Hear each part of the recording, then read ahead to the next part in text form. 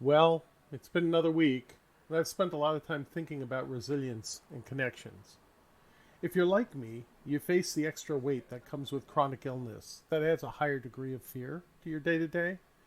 My wife is an asthmatic, and I have diabetes. And I worry anytime we either go out for our weekly chores or someone in the house comes into contact with people not part of our inside circle. How have you been maintaining your safe connection to others? I'm home safe with my wife and kids. Our bond is closer than ever, though I'm pretty sure we all need to get away from each other a little bit more often. But when your family is far away and out of reach, or maybe they can't adapt to the high tech ways we stay closer, it makes it a lot harder, doesn't it? We are social animals by nature, and when I'm trying to keep those connections, they're part of my relief valve. So I keep my mask and my little bottle of hand sanitizer with me at all times, and when the preparations come together, there's nothing that feels better than those precious moments and memories that come from it.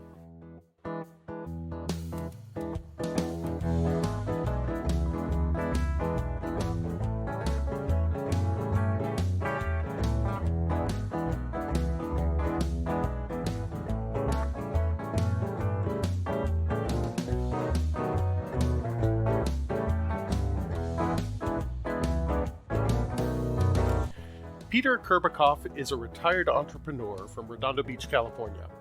I met Peter as one of the parent volunteers at the high school band and guard booster group, and his energy and enthusiasm was immediately infectious. He spends his time working with local nonprofit groups and volunteering with the local Boy Scout troop. So we're doing things a little bit differently today for the podcast. My guest is Peter Kurbikoff, a longtime family friend, and we're going to talk about life, the universe, and everything, but we're doing it in an outdoor setting with our masks on, separated by 6 feet. So any background noises and any strange sounding voices and all of that just comes with the territory. Peter, thanks for coming. Absolutely, Jeff. Thank you for inviting me today. You're an entrepreneur. You had started your own businesses, you ran your own companies, all that. You're retired now? Yeah, as a matter of fact, because you always want to stay busy and do work, and you Yeah. feel like you're in your 40s and you're just in the middle of your career, and everything's just going gung ho. But you know what? I'm on disability right now, and Oh, that's okay. unfortunate. I started having symptoms earlier on in life where I was getting numbness and I was having blind spots and then Oh. losing color. And back in the I guess we'd say early 1990, 89, 1990, these things were happening. And you go to your optometrist and they wouldn't know what it is. So Yeah. all these different things were happening. They just had no idea. They consider it stress because I was always had my own business Yeah. or working for somebody, 2 jobs and everything else. And they just attributed it to just overwork. That's kind of what Okay. it was. Long story short is all these years I was getting numb and losing eyesight and I come back again and back I think it was year 2000 it really hit me pretty hard. Okay. And that's where they diagnosed me with multiple sclerosis. Oh. Yeah, we did multiple spinal taps. I had a neurologist probably from 1995 onwards because we figured that it was my Yeah. discs. Okay. It might have been something like that. But they finally did something, was a spinal tap MRIs, and they just found out the way my brain scan looked like the stars in a beautiful night in the middle of the desert. Nope.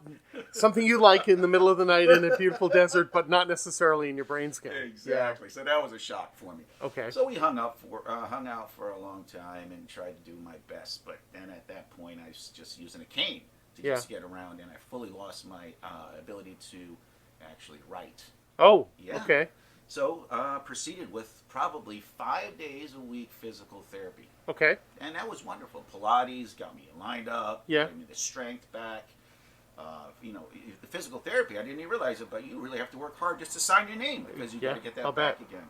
And not to mention, I usually play the bass, and that was going, and I noticed that early on in life, so that was attributed. Yeah. So then again, I went back in 2017. I had another major attack where I became clinically blind.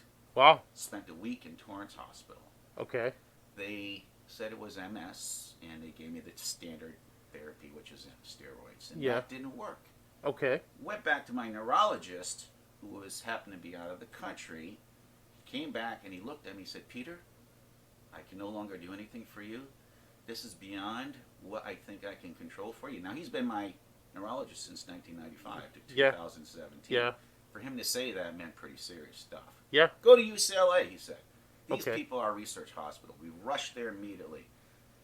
And there was teams of doctors over there, and they finally figured it out. They said, listen, this isn't your typical multiple sclerosis. There must be something else going on. I mean, it was a really long duration, too. Well, I'll be honest with you. Yeah. I've been battling it for a long time. Yeah. It was a long duration. So I Yeah. spent another, within that, long story short, 1 week there, but within 2 to 3 days, these big teams of research people coming in. I'm talking 20 people at a time, 10 people at a time. Yeah. They were looking at my paperwork, my history, everything else. They diagnosed me with NMO. These 2 women researchers said, we're going to try you out, but it's an extremely rare disease. Only 40,000 people in the world have it. Okay. NMO. So it's a neuromyelitis optica, where it goes after your eyesight primarily, and Okay. it goes after your spinal cord and your brain too as well. So thank God they did that. Incredible thing. So long story short is I've got this done. I figured out what's going on. They had to do a blood transfusion. They had to do multiple things, and now I'm on a regular regimen every 6 months where it keeps my immune system down because it's a Okay. hyperactive system. Okay. So people out there, and I want to just throw this out to everybody, multiple sclerosis is not a sentence where you just sit in your bed. You get out there, do physical therapy, Pilates, all the other good stuff to stay out there. Do public. You just don't, when you get that diagnosis, I plead to everybody, don't stay home. Get out there, research. What the Yeah. first thing I did was I tried to stay Yeah. working, but I said, you know what, I can't. The doctor said specifically, there's no cure for it, but bring down all your pressure, bring down all your things in life that cause stress. And Yeah. sure enough, it did. I concentrated on my health. I'm here today. I'm walking pretty well. Had horrible nights sleeping, don't get me wrong, Yeah. but I'm out to help out, and that's where I come out and I help out in all kinds of different types of things. I needed to stay busy and active. That's the only way to keep my mind clear, and it does something to your body. There's something about being busy and helping out the community. Oh, and then- yeah, absolutely. The passage of time, if nothing else, right? If you're sitting there and you're working on something and you're doing it, time goes really quickly. If you're sitting around and you're staring at the TV or you're not doing anything, it's the longest thing in the world. It's crazy. You hit the nail on the head, Jeff. That's exactly the truth. Yeah. And I did realize that it was a complete truth, especially when I was clinically blind in 2017. Yeah. The doctor said, I don't know if you're going to come back. This might come back, it might not. Yeah. And that's where I sat home for 6 months, and I just experienced exactly what you just said. Yeah. I did So not- it took 6 months for your eyesight to 6 months, return? and then it came back a little bit better. I got past clinically blind, Yeah. but it was slowly getting better. As Wow. the computers, the TV set was just a random mush of brown objects moving around for about 5 to 6 months. And over a year and a half, Yeah. I'd say mid 2018, a year and a half later, I was able to get back about 60 to 70% of my Huh? eyesight. It depends on daylight or Yeah. in the evening time. I go by hour with my Yeah. disease. That's the way I look Yeah. at it. It's just pain involved because your neurological system is impacted severely. Sleeping is incredible. If I'm lucky, if I get 2, 3 hours, 4 hours of sleep at night. So the pandemic has even special meaning, even more special meaning to you. So, I'm diabetic, and I have my risks for that. My wife has got pretty bad asthma, where even when it's under control, it seems like it's not under control. That's the risk I'm the most worried about. I'm Absolutely. guessing that what you've got has got you hiding away from people a lot these days. Yes, I know that's, what you just got done describing is a lot of the population. It Yeah. really is. And Yeah. that's a serious matter going on forward. And Yeah. we really have to be mindful, even if you're healthy and you're elder or you're younger, you still have to be aware of the fact that there's other people. They might Yeah. not look sick. Yep. They, every time we go out to public, we present ourselves differently. Am I right? But what we do at home or when we have the doctors, it's nothing that we broadcast to everybody. So we have certain elements that we have to be careful Yeah. about. And people, I truly believe, Jeff, need to be aware of it, who they're around, and Yeah. taking self-awareness of. Yeah, we need more people to be self-aware and to actually care about the people around them too, right? Because Right. we wear our masks to protect other people. Your Absolutely. mask protects me from you. My mask protects you from me. So when people are walking around fighting about whether or not they should wear a mask, even if it's just reducing the risk by a tiny bit, and we know it's more than that, but even if it's just by a tiny bit, it's consideration for your fellow man and the people that you come into contact with. Of course, we also live in a really strange time where, people don't want to vaccinate their children anymore. Right. Even though we've got, 150, 200 years now of actual anecdotal evidence to prove that these things work. Correct. So, Well, weird like days, any- man. Like anything, Jeff, you can't appease everybody, and Yeah. the sooner you learn that in life, I always say Yeah. to myself, the better you'd be off, pursuing whatever you're doing in life. Yeah. It's a Yeah. tough one. Yeah. It is. So we met at the high school over the kids marching band program, and your energy that you bring to everything was remarkable. I mean, you've got this Appreciate that. great enthusiasm to just jump in, take control of anything that needs to get taken care of, and just attack it. And I know we spent 2 years fighting through the program. Nothing stops Peter from jumping in and getting involved in doing Correct. things. When I can, when Yeah. my body lets me do it, I tend to do that. Yeah. Correct. And then, the beginning of this year happened, which was the middle of the school year for the kids, right? And everything just kind of stopped.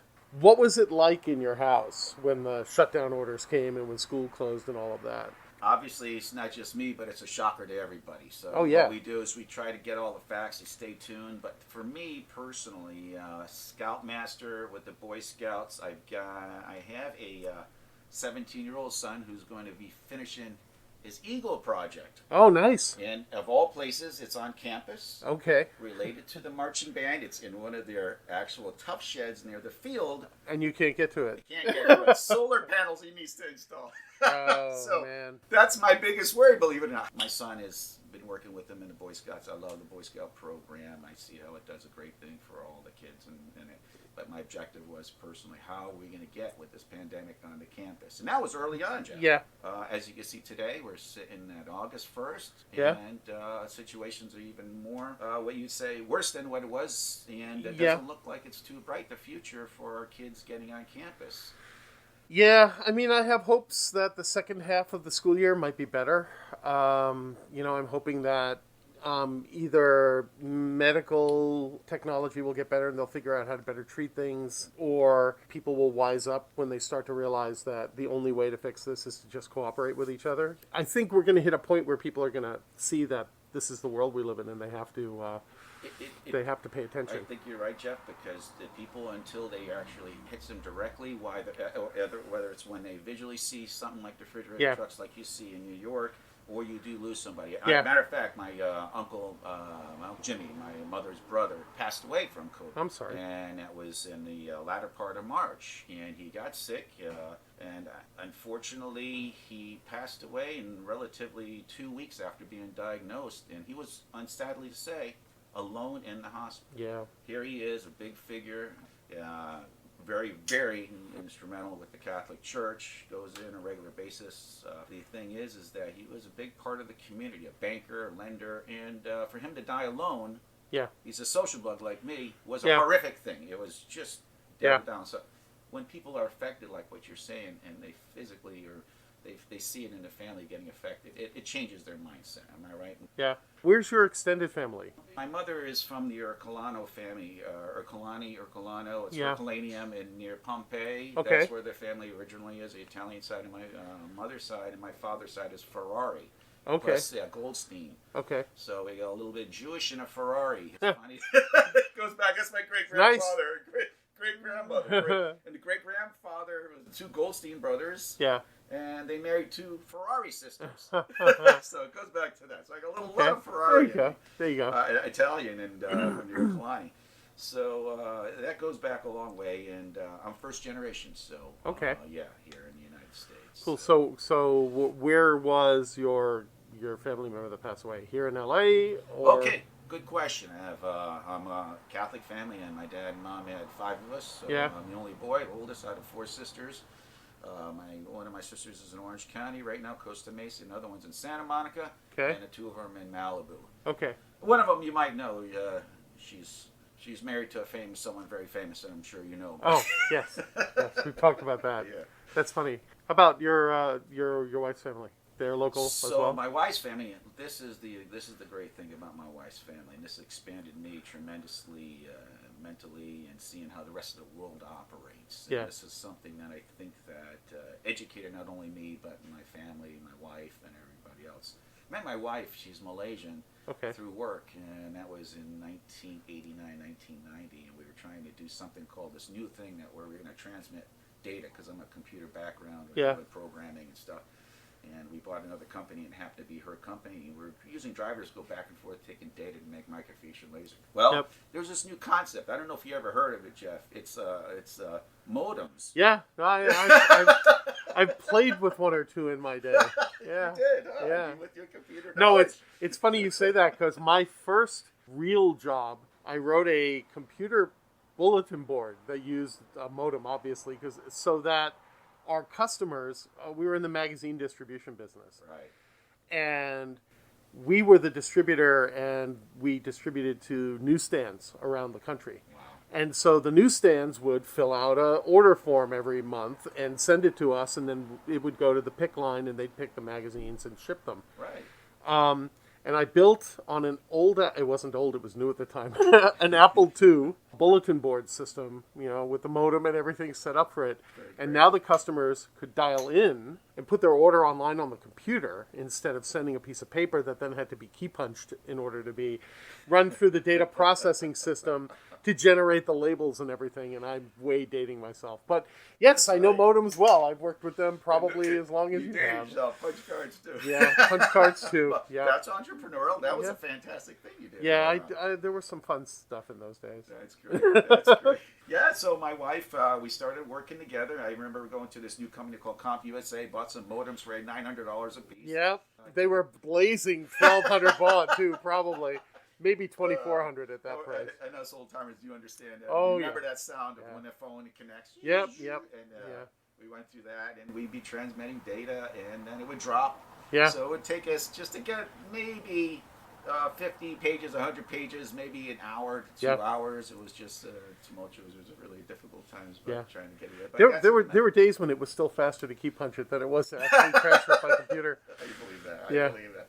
So yeah, that's how our relationship started, and we finally got married, and after about 5 years we got married. Then we went to Malaysia for the first time, and I just realized how big of her family was. I ended up knowing her father and mother. She didn't tell me too much about it, but when her father said he was coming to visit the United States prior to us going to Malaysia, he said he was bringing over a bunch of these college professors with him, and he's traveling around the world. So I realized the magnitude of who her father was. Okay. I found he was he's Malaysian and is part of the British Commonwealth. And Okay. He was knighted, Oh, like because Yeah. he's part of the Commonwealth. Nice. They give my title. It's called Tan Sri. okay. And he studied. He was the Attorney General for Brunei for a Oh. while until there was a rising at Yeah. there, and they had to leave after a year and a half. It was a coup kind of thing, and then her father became a Superior Court judge, studied in London, England. Very well knowledgeable person. So he was a little intimidating, you might say, John. Yes, I would think so. So she did tell me about that. So he came, and then we went to Malaysia, and we met the family, wonderful family. I think there's 300, and I pretty much know almost all their names. You're a better man than I am. Yeah, that was a tough one. So Malaysia, it's part of the Commonwealth. They've got a king, just like Malaysia. I mean, just like England. Yeah. And they have 13 states. I think there's a total of 13 states, and out of those two, there's kings, and they alternate every 3 or 4 years. So it's a very important thing. But yeah, I love Malaysia, and I'm going to say this again. It's a well-run country. It is Muslim. Yeah. But every religion is there. They're all there. It's a very comfortable, open-minded society. There's my wife. She's got 2 master's degree, bachelor's degree. Yeah. You could become a doctor. You could become a lawyer. You could become anything you want in Malaysia. It's the mindset. Prior to me even going there, you have an outlook of Sure. you travel freely. Everybody speaks English. And the nice thing about Malaysia is it's centrally located, and you can travel anywhere. Yeah. Thailand, Yeah. Cambodia multiple times, Vietnam, Yeah. Laos, Australia. It's a well-to-do country. How often do you go back? Minimum once a year, and we Okay. stay for 3 weeks. My mother-in-law, unfortunately, my father-in-law passed away, but my mother-in-law, she's still there. Okay. And quite a large house and quite a large family, so we always look forward to it. Yeah. And, she's I think she's 88, so we always make a point to go back. But Did you get back there this year before the world shut down? good question. No, and We didn't, and we won't, and we'll see how that goes. If I can give you a little description, Jeff, if you Yeah. don't mind. Right now, I had my one of my nephews here, Faisal. He stayed with me. He came in August of 2018 to go to Dominguez Hills, which is our local Yeah. university, to get his Bachelor of Science degree, Business Administration. So he finished up. He just left back to Malaysia. Spent 2 years here. He was supposed to have a work visa too as well to continue working, but as you know, the way the COVID has hit, there's no jobs, unemployment's high, so he lost that visa. So he basically, Malaysia had been proactive. What they've done is they've told everybody to go sit in place, just like what we did here, staying home Yeah. for a while. Yeah. And they, between the towns, they guarded the towns to make sure no one went past and intermingled and stuff like that. So they actually put up borders around Borders, you could travel communities. amongst them, but if you had a permit from a doctor or something like that, Yeah. you could do that. Yeah. The thing is right now, my nephew went back. He's telling me that he's under 14-day quarantine, but it's just Yeah. the same as Hawaii's Yep. doing for us It's right now. if you went from California to New York City, you have to go into a 14-day quarantine. Did Right. not know that, but there Yeah. you go, Jeff. So that's a simple, Yeah. standard thing that's understandable. There was people I met him in the airport in hazmat suits, and they took him directly to a hotel. Okay. From that hotel, they're going to stay there. They put a wristband on him, so just in case they slip out, the wristband will Identify him. Right. Right. That other people will see him. He can get heavily fined or jail time. Okay. The second thing is all the food is given to him. Okay. And they do. Third thing is they give him a swab immediately. Let him know. So the country actually puts you into a quarantine that they pay for. They did pay for it in the beginning. Yeah. But now that the masses from March all the way up to, I believe, I think it was June, early June, they stopped it. Now you have to pay for it too, because Okay. I think that's pretty much a big cost. Yeah, absolutely. Absorb, 14 but- days in a hotel is expensive. Sure. But for the safety, and it worked relatively well. Yeah. The thing is stopped. And in the Malaysian culture, Yeah. unlike what we have here in the United States, the Malaysian culture is families stay together. Am I right? Yeah. You got you got the young kids in, you got your husband and wife having kids, and then Yeah. you got your grandparents living with you. So there's a lot of easy transmission that could affect a family yes. directly, Yeah. you should say. I see that. Correct. So they needed to put a stop to that. It's a small country, and then when you think about Yeah. the density even further where the populations are, so it could easily wipe out or really decimate. You know, it's funny. I have a friend who's from France who I spoke to for the podcast previous week, and he was telling me that in Europe they did the same thing in the beginning when they locked down. Right, if you needed Right. to go out of the house for something, you had to have a permit to do it. Correct. Now you could go online and fill it out and print it and get that, but you had to have a specific reason that was authorized. Otherwise, the authorities could stop you and send you back. Correct. For good or bad, the rest of the world seems to have gotten things relatively under control because they took those actions early on to restrict movement and get everybody separated from each other. And we didn't. And I understand that we have the rugged individualist culture, and we believe that we have the right to the absolute freedom to move around at all times. And we depend on each other, right, to right. cooperate We do. together. But, it's 5 months, 6 months in, and we're still on fire. And the rest of the world is down to a slow smolder. Yeah. I agree with you, Jeff. It's affecting everything now. Our main thing is not only the spread of education. Education Yeah. is a key element for this world economy we have Yeah. here, and we need to stay ahead. And now I'm going to elaborate just a little bit more. Our nephew left. Yeah. He was invited to Dominguez Hills through outreach from the community, from the college. Yeah. They also brought in a lot of Chinese. He had a lot of Japanese friends, even Malaysian friends.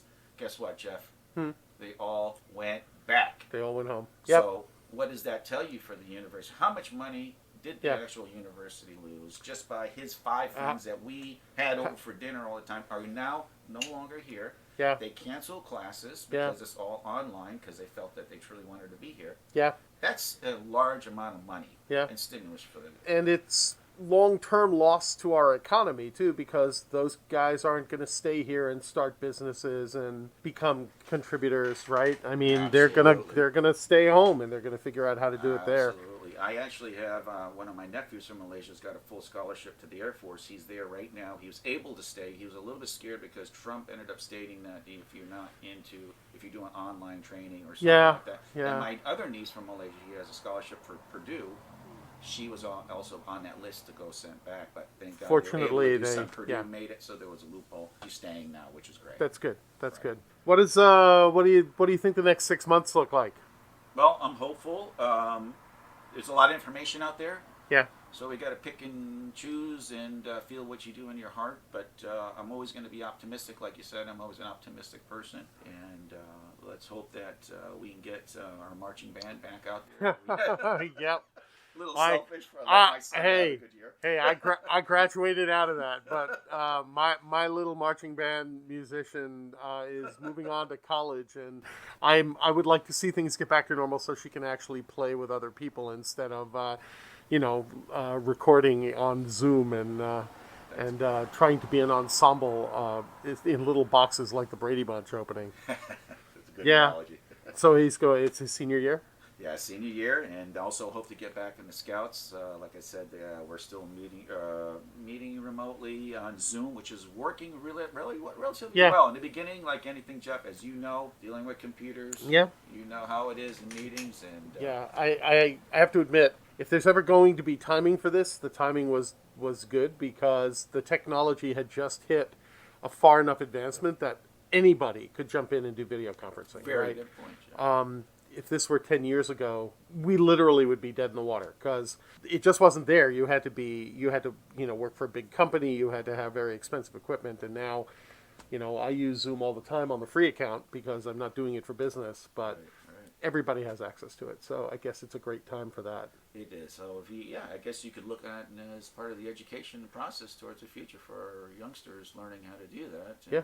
It's gonna. Don't you think, Jeff? What is your personal feelings? Do you think it's going to change the dynamics of work? And, Yes, I think we permanently changed the dynamics of work. I think businesses at this point realize that they don't have to be all together in the office all the time. Now, that's for good or bad, right? It's going to save companies a lot of money in real estate and all of that kind of thing. I think that there's a lot, personally, I think there's a loss when people don't get together in a room at times, especially people who are brainstorming a problem. For me, trying to do that in video conferencing, even with a digital whiteboard, is not the same as standing around the table and around the board and doing your thing. So I think we have to figure out the balance of that. But one of the great things that comes out of it, and I'm seeing it a lot in the filmmaking and artist community for like the animation business, which I've spent a lot of years working in, is that we figured out how to solve problems like I have a computer program I have to run that's very dependent on fast disks because of the amount of pictures I'm moving. processing. So I have to be local to where my disks are.